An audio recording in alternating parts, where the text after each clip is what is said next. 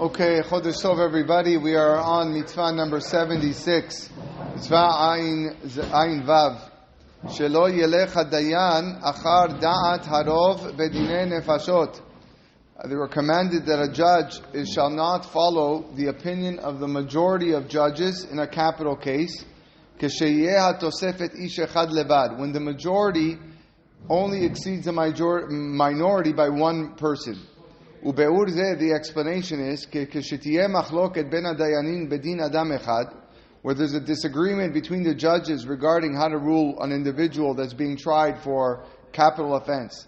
V'yomru ksatam shu chayav mita, and some of the judges say he has to be killed. Uksatam sheno chayav, and some say he's not liable. V'ayu hamechayavin yoter ala mezakin echad, and those that hold him liable to death penalty, to execution, outnumber him by one person. Shelo yaseh hadayan b'chotei kedivram chayavin. We are commanded that the judge does not implement or may not implement the sentence of this man following the opinion of the judges who say he is liable. Shneimar, the pasuk says, "Lo tiyeh acharei rabim lera'ot." Do not follow a majority for harm. Kilomar, lo telech achar harov sheizdamen lachtoch mishpat mavet. Do not follow majority that happens to occur to rule in favor of a death sentence.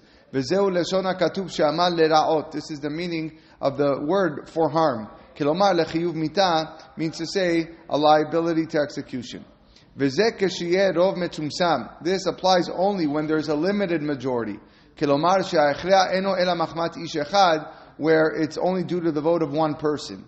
Avar keshiyeh achrea b'shnayim. But when the ascendancy of majority over minority is by two people or more, afilu lera'ot, then even if the majority votes for harm, matin al pihem, we decide according with their position. Ubemechilta hataitcha letova al pi echad. In the mechilta, okay, the ruling is cited. You're deciding a case for good, shall be even by a majority of one. Ulhara al pi shnai, but for harm, it has to be at least two. So when you want to make the guy innocent, then even one person of the majority is fine. But when you're going to make him guilty, okay, then you have to have at least two. But it has to be men, not women. Yeah, men. Mishoshea mitzvah azu. The underlying purposes of mitzvah, since we are commanded to emulate our deeds with that of Hashem, and among Hashem's attributes is Rav Chesed. We're going to say that a lot over the next 40 days. That means that Hashem deals with people beyond the boundaries of strict judgment. Therefore, we are also commanded to judge this way, to say that the possibility of acquittal in capital cases should be greater than the possibility of conviction, because it is something where there's no possible way to rectify the error. So you better be sure. It has to be more than one person, because once you kill him, you kill him. You can't bring him back. The laws of the mitzvah can be found in Masechet Sanhedrin. Like I've written, which we're going to talk later on, the mitzvah following the majority to be decided on regular laws. One who transgresses this mitzvah and convicts someone based on a majority of one, has violated the commandment of a king.